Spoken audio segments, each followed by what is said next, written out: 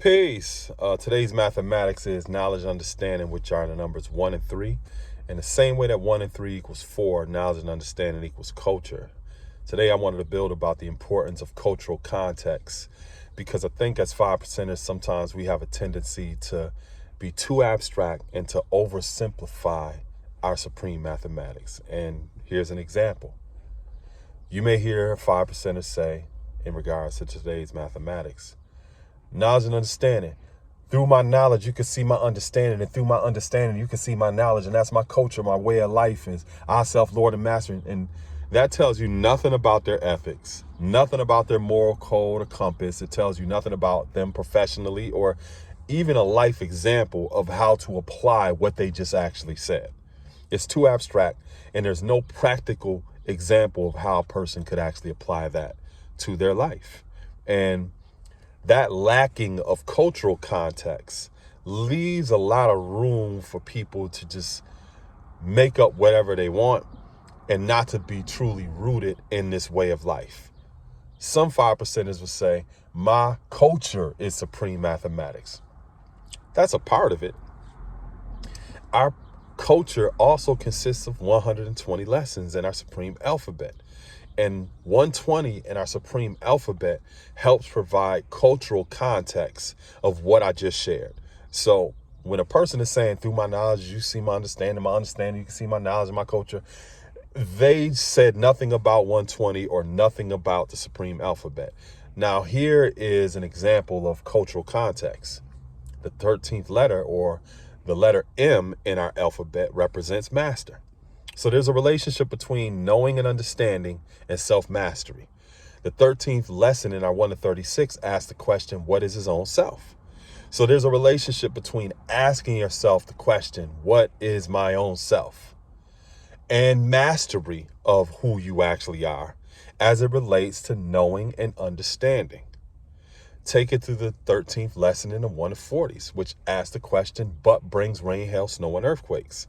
The first part of that lesson says they continue daily to teach the 85% that all they see and hear, such as rain, hail, snow, and earthquakes, come from some mystery God that no one will be able to see until they die. This is believed by the 85%.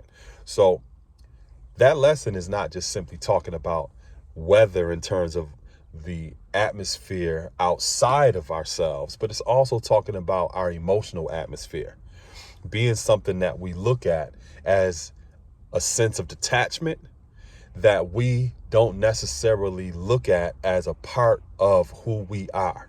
When we ask ourselves the question, what is our own self? Self has many different components to it. You may be a parent. You are also a child of parents. You may be an uncle or an aunt. You may be professionally a teacher or a bus driver or a carpenter. You may be a chef. You may also have a different type of temperament than someone else emotionally. You all know people who are hot-headed. You also know people who are more calm and laid back. You know some people who are emotionally erratic. We have many different aspects of who we are. So to accurately answer this constant question of what is our own self, you have to be able to accurately examine the different components of who you are. As males and as men, sometimes we've been raised and socialized and indoctrinated not to deal with the aspect of ourself which represents the emotions.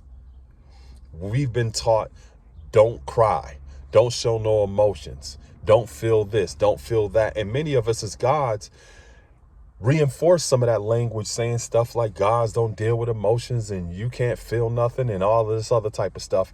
And what ends up happening is we don't develop the healthy balance with our EQ, our emotional intelligence, with our IQ. We may be very smart and intelligent over here, but when it really comes down to what we are experiencing emotionally, we may not be sophisticated enough to know the difference between being depressed and having anxiety in comparison to feeling anger. And because of that, many of us typically just express the emotions of anger when in reality, we may be experiencing something entirely different, right? That when we talk about weather or atmosphere, whether it's rain, hail, snow, these atmospheric conditions are rooted in a fine mist that's drawn up into that atmosphere. that fine mist or that water cycle is not detected by the naked eye. And there's many of us as males and as men who have never been taught to detect with the naked eye what we are experiencing. So it's impossible to answer that question, what is our own self, if we can't detect with the naked eye what we are experiencing and going through. And that is a critical part of knowledge and understanding. So when you look at 1 and 3, the bridge between that is wisdom. The way from knowledge to understanding is to experience and to be able to properly process and unpack what we are going through. And that also requires us to have a healthy balance when it comes to the EQ and the IQ. Or our emotional intelligence has to be equal to our intelligence or our intellectual aspect of who we are. This is an example of cultural context. I didn't just say through my knowledge you can see my understanding, and through my understanding you can see my knowledge, and that's my culture. No, I gave you a practical example. So here's an action item. As men, it's important for us to learn how to process and unpack what we are experiencing and feeling. It doesn't mean that we have to sit in that. We have to be able to go through it in order to get to it. And a part of that is being able to develop the sophistication to know the difference in how we are feeling and what we are expressing. And it is okay to cry.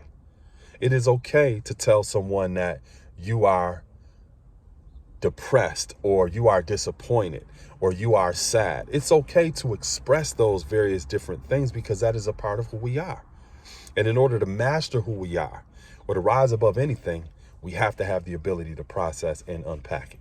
And that is a part of our cultural, and that is something that gives us context to the supreme mathematics, the alphabet, and our lessons. So I will, this was inspiring, it was empowering, it was educational. It just gave those of you an example of cultural context and its importance.